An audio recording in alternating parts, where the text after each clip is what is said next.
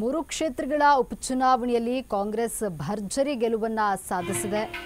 ನಮ್ಮ ಅಭ್ಯರ್ಥಿಗಳ ಗೆಲುವು ನಮಗೆ ಸಂತೋಷವನ್ನ ತಂದಿದೆ ಅಂತ ಮೈಸೂರಿನಲ್ಲಿ ಕಾಂಗ್ರೆಸ್ನ ಶಾಸಕ ತನ್ವೀರ್ ಸೇಠ್ ಹೇಳಿಕೆಯನ್ನ ನೀಡಿದ್ದಾರೆ.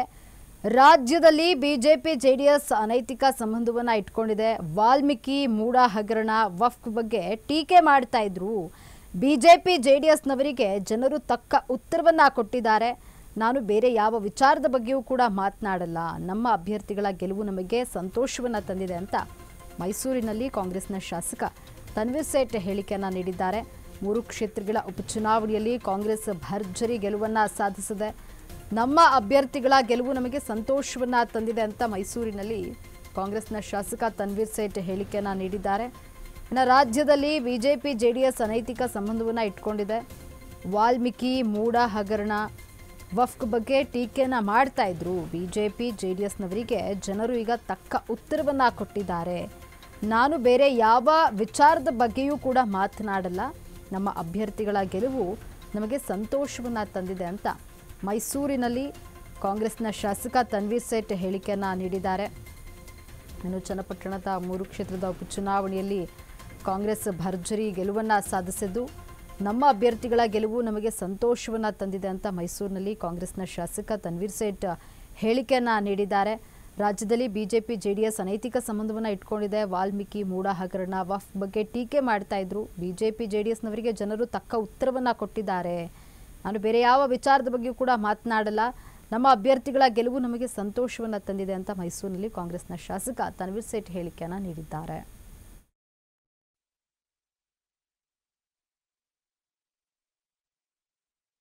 ರಾಜ್ಯದಲ್ಲಿ ಅನೈತಿಕ ಸಂಬಂಧಗಳಿಟ್ಕೊಂಡಿರುವಂಥ ಬಿಜೆಪಿ ಮತ್ತು ಜೆಡಿಎಸ್ಗೆ ಇವತ್ತಿನ ಮೂರು ಉಪಚುನಾವಣೆಗಳ ಫಲಿತಾಂಶ ಉತ್ತರ ಕೊಟ್ಟಿದೆ ಅಂತ ನಾನು ಭಾವಿಸ್ತೇನೆ. ಸರ್ಕಾರದ ಆಡಳಿತ ವ್ಯವಸ್ಥೆಯಲ್ಲಿ ಸಾಕಷ್ಟು ವಿಚಾರಗಳು ಕಳೆದ ಅಧಿವೇಶನದಿಂದಲೂ ವಾಲ್ಮೀಕಿ ನಿಗಮದ ಕುರಿತಂತೆ ಇರಬಹುದು, ವಫ್ ವಿಚಾರಕ್ಕೆ ಕುರಿತಂತೆ ಇರಬಹುದು, ಅಥವಾ ರಾಜ್ಯ ಸರ್ಕಾರ ತಗೊಳ್ಳುವಂಥ ಯಾವುದೇ ವಿಚಾರಕ್ಕೆ ಟೀಕೆ ಮಾಡುವಂತಹ ಕೆಲಸ ಇವತ್ತೇನು ಬಿ ಜೆ ಪಿ ಮತ್ತು ಜೆ ಡಿ ಎಸ್ ಮಾಡಿದೆ. ವಿಶೇಷವಾಗಿ ಮೂಡ ಹಗರಣವನ್ನು ತಗೊಂಡು ಎಲ್ಲಿ ಸಾವಿರಾರು ನಿವೇಶನಗಳು ಈಗಾಗಲೇ ಕೊಟ್ಟಿರುವಂಥದ್ದು ಕೇವಲ 14 ನಿವೇಶನಗಳಿಗೆ ಗುರಿ ಮಾಡಿಕೊಂಡು